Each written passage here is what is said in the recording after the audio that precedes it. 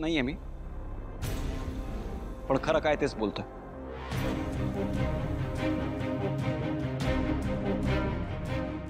तुमचा माझ्यावरचा राग मी समजू शकतो आणि मी तुम्हा सगळ्यांचा गुन्हेगार हेही मान्य आहे मला.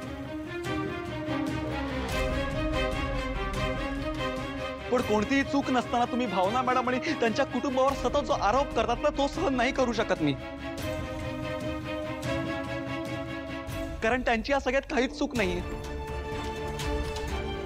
हो हो, पडलो मी भावना मॅडमच्या प्रेमात. आजवर मी त्यांना सुद्धा हे कधीच सांगितलं नाही. त्यांना सुद्धा हे आजच कळलंय.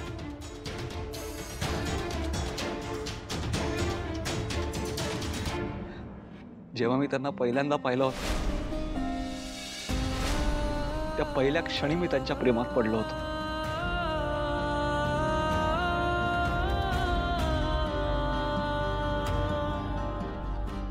जनसेवा हीच ईश्वर सेवा असं मानून राजकारणात वाहून घेतलेला मी कधी त्यांच्या प्रेमात पडलो माझं मलाही कळलं नाही.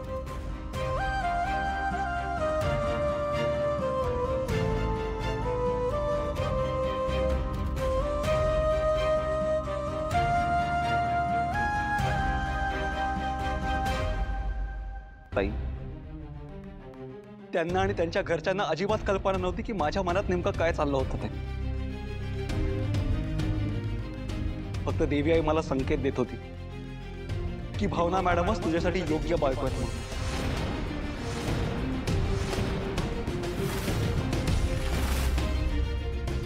तिनेच मला मार्ग दाखवला.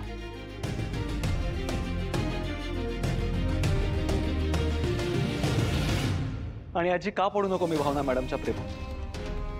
त्यांची सारखी मुलगी अख्ख्या सासवड मध्ये काय तर अख्ख्या जगात नाही सापडणार.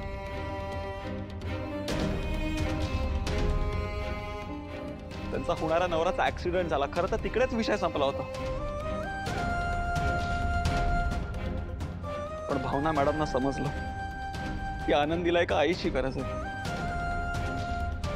तिने त्यांची जबाबदारी घेतली.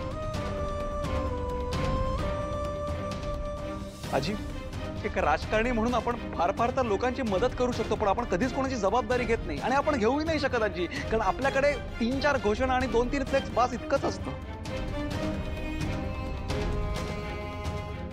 कारण अशी जबाबदारी घ्यायला लागतं ते भावना मॅडम सारखा काळीज, तो निडरपणा.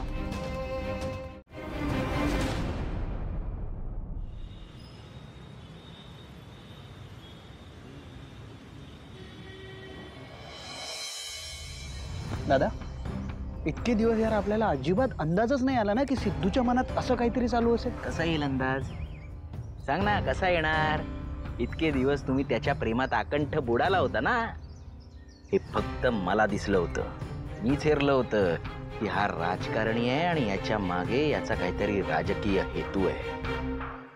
पण दादा, आता काय होईल रे? आता काय व्हायचं बाकी आहे? हा, काय व्हायचं बाकी आहे? नाचक्की तर झालेलीच आहे आपली. आता काय 4 लोक शिव्या घालणार, ते ऐकत बसायचं. पण दादा, यात आपली नाचक्की कशी होईल? आणि यात भावनाताईची तरी काय चूक आहे? ती जन्माला आली हीच सगळ्यात मोठी चूक आहे. काय बोलतोयस यार दादा? काय बोलतोय? काय अरे, एक धड गोष्ट घडत नाही तिच्या आयुष्यात आणि त्या सगळ्या गोष्टींचा मनस्ताप आपल्याला. ते काय नाही, मी तर म्हणतो या सगळ्याचा आपल्याला मोबदला मिळायला पाहिजे. मोबदला म्हणजे? मोबदला म्हणजे नुकसान भरपाई रे. या सगळ्या नाचक्कीची, मनस्तापाची नुकसान भरपाई. कुणाकडून? कुणाकडून काय कुणाकडून? तुझ्या लाडक्या सासऱ्यांकडून, गाडे पाटलांकडून, अजून कोणाकडून घेणार? त्यांच्या मुलांनी केली ना आपली बेअब्रू, मग त्यांच्याकडूनच घ्यायची.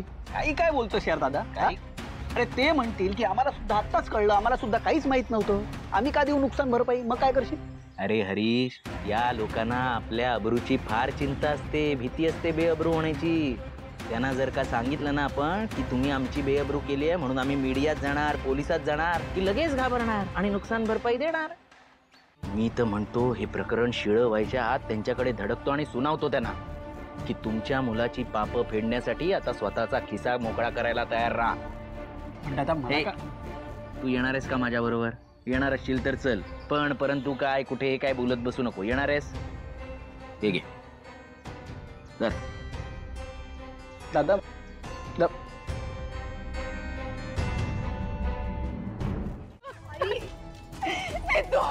तुला कोणीतरी थांबवा, माझ्या तो गेला, मला सोड. अहो तुम्ही काहीतरी करा ना, तुमच्यामुळे तो गेलाय. मी तुला परत घेऊन या. तुला परत घेऊन. आता कशाला रडताय? समजूत जर काढायचीच असती ना तर आधीच काढली असती. आता फार उशीर झालाय. तो तुमच्या ताब्यातून निसटून आता भावना दळवीच्या झाळ्यात अडकलाय. आपल्या मुलावर कधी रागवायला पाहिजे, कधी त्याला पदराखाली घेतलं पाहिजे, याची साधी अक्कल नाही तुला आई म्हणून.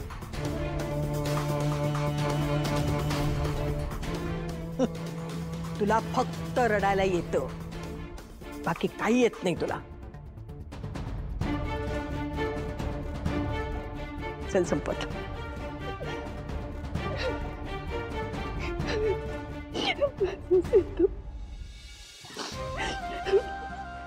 कोणीतरी माझ्या सिंधूला परत घेऊन या.